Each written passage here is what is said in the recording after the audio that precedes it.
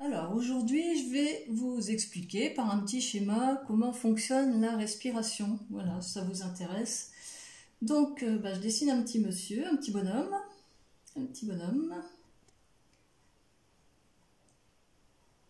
Hop, tchouk, avec ses petits poumons. Voilà, le diaphragme, qui est le muscle respiratoire, et les intestins, qui représentent les viscères. Voilà. Comment fonctionne la respiration?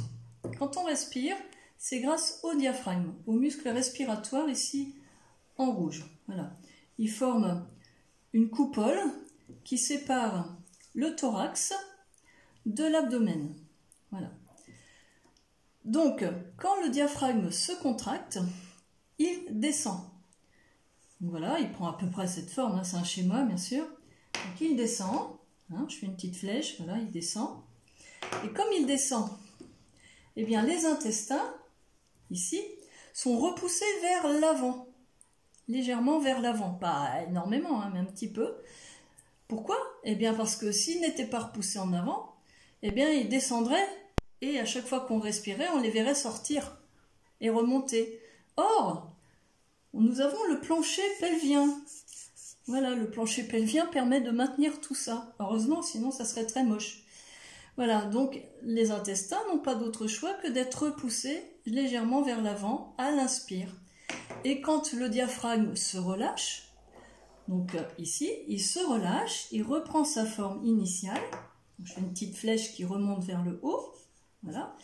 Et comme il remonte et qu'il reprend sa forme initiale, les intestins, les viscères, tout ça, reviennent aussi à leur position initiale, donc le ventre se réaplatit.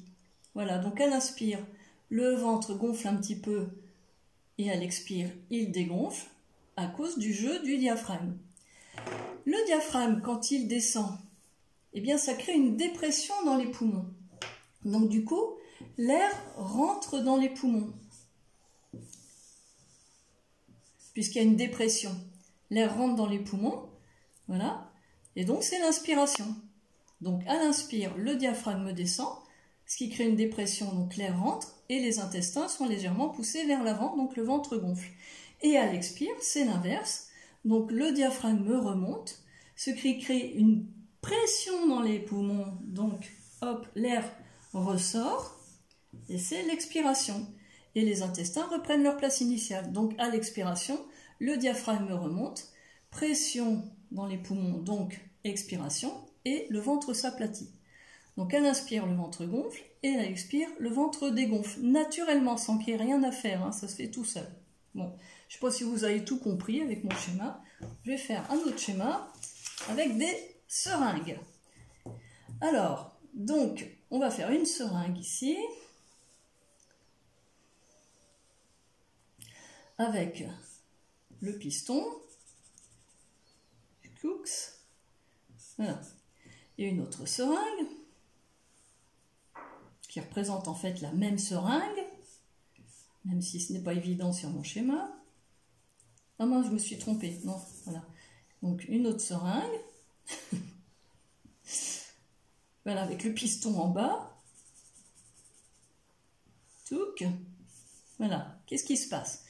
Donc là, on imagine que c'est le petit bonhomme. Donc la seringue, donc avec l'ouverture vers le haut, hein, vous avez compris. Donc là, c'est le diaphragme.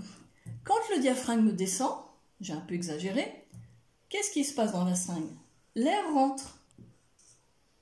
Voilà. Et quand je refais une autre seringue, le diaphragme remonte, hop,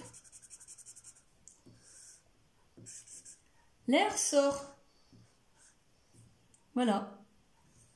Donc à l'inspire, le diaphragme descend, l'air rentre. À l'expire, le diaphragme remonte, l'air sort. Voilà. C'est simple, hein, vous avez compris?